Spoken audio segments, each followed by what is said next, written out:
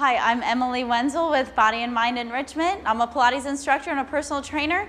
We're at the Pilates Loft and we're going to go over some stretches that you can do to stretch for a shin splint. If you do have shin splints, you want to make sure, if you're in the acute phase of your injury, to follow the RICE advice: rest, ice, compression, and elevation. So take a couple days and you want to nip that in the bud so it's not a prolonged and chronic injury. The other thing too is, if you do experience that, you may need to check your shoes. You might need to purchase a new pair of shoes, or how you're running or walking, and are you properly hydrated, and are you warming up properly. So there's a few ways to avoid getting the shin splints as well. So for some stretches, oftentimes it's going to affect in this area on the top of the leg. So a point of the foot, that activity is going to provide you more of a stretch. So you can go into a lunge position. You don't have to have anything to hold on to, but if you want to just focus on the stretch and hang on to something, that might be helpful.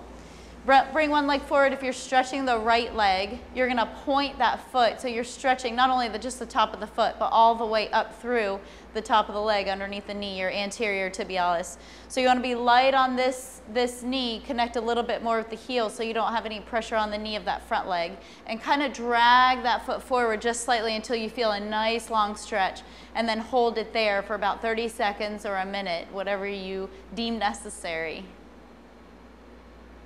Also in this position, check the position of your ankle. Make sure the ankle isn't tweaked over to one side. So make sure that ankle is straight in a proper position. With your shin splints, after the acute phase of your injury, also make sure to strengthen that muscle. The shin splints may also be due to an imbalance of the muscle, so make sure to strengthen and stretch as well. Start into a downward dog position. So drop the heels down and stretch back. This is going to be a stretch for the calves.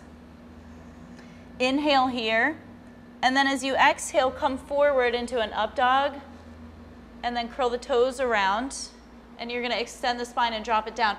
And then try to press the feet down in towards the earth, and then lift up and kind of pull forward a little bit. Those are some stretches that you can do for a shin splint. I'm Emily Wenzel with bodyandmindenrichment.org.